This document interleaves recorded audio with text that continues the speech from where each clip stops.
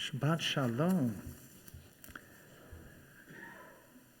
I knew that Thanksgiving originated from the feast shared between the Puritans and the Wampanoag Native American tribe in 1621. But until last year, I had no idea that Thanksgiving didn't actually become a national holiday until 1863. That's the year President Lincoln issued a proclamation establishing the last Thursday in November as a national day of Thanksgiving, following several decades of lobbying by writer and magazine editor Sarah Hale.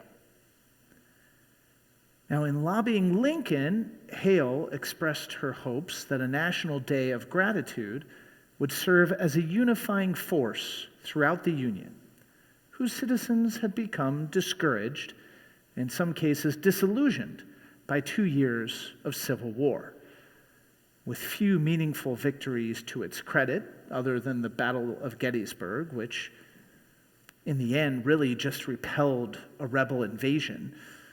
The Union had little to show for 2 years of brutal conflict.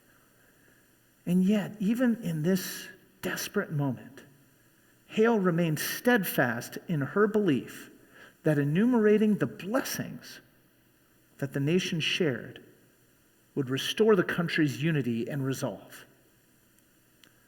And, as one might expect, President Lincoln found just the right words to achieve Hale's goals for the first ever national Thanksgiving. In the midst of a civil war of unequaled magnitude and severity, which has sometimes seemed to foreign states to invite and provoke their aggressions, peace has been preserved with all nations. Order has been maintained. The laws have been respected and obeyed, and harmony has prevailed everywhere except in the theater of military conflict. Needful diversions of wealth and strength from the fields of peaceful industry to the national defense have not arrested the plow, the shuttle, or the ship. And no human counsel hath devised, nor hath any mortal hand worked out these great things. They are the gracious gifts of the Most High God, who, while dealing with us in anger for our sins, hath nevertheless remembered mercy. Facing the darkest days in all of American history, Abraham Lincoln found every conceivable reason to be grateful, epitomizing one of our own tradition's greatest values, the value of hakarat hatov, recognizing the good. In Judaism, gratitude flows from finding and celebrating the good in any situation, even as we strive valiantly to remedy the bad in any situation. This practice is reflected in our daily liturgy, which includes more than 15 blessings for the everyday miracles so many of us enjoy, from waking to walking, to seeing, to digesting, to freedom, and more. And according to the sages, should one of these blessings not apply to us, say those of us who cannot walk, for instance, then we are exempt only from that blessing. We still must recite the rest.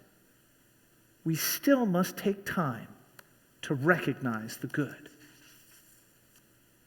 This can be difficult in times of stress and frustration. The challenges we face as a people, as a nation, or as a state can weigh heavily upon us, as can the challenges we face as individuals or as families. And there are circumstances that legitimately impede us from recognizing the good. Life-threatening illnesses or injuries, the loss of a loved one, economic hardship, and more. And yet, in our moments of greatest desperation. Perhaps a moment of thanksgiving is precisely what we require, just as our ancestors did during the Civil War. This week's Torah portion, Toldot, concludes with our forebear Jacob in great distress, fleeing the vengeance of his older brother Esav. And in the opening verses of next week's Parsha, he stops along the road and dreams of angels ascending and descending a ladder to the heavens. When he awakens, he remarks with gratitude, Achen yesh Adonai b'makom hazeh, va'anochi lo yadati. Surely God is in this place, and I didn't even know it. Deprived of the blessings and the birthright he worked so steadily to acquire, removed from his house, from his home, from his family and his friends, compelled to sleep on the side of the road, defenseless and alone, Jacob remembers his blessings. And when he does that, he recognizes that, in fact, he was never alone. How could he be? God was with him and with us. No matter how daunting the challenge, no matter how bleak the circumstances, we have blessings to count. We have thanks to give. And when we offer that thanks, we cannot help but remember that we are never truly alone in facing the challenges that confront us. As the 121st Psalm reminds us, I turn my gaze to the mountaintops. From where will my help come? My help comes from Adonai, maker of heaven and earth. The world has a way of diverting our attention away from the blessings we enjoy. We live in challenging, frustrating, even depressing times. But when the world is at its bleakest, when the challenge seems impossible, that's when it's most important to count our blessings. That's when we need thanksgiving.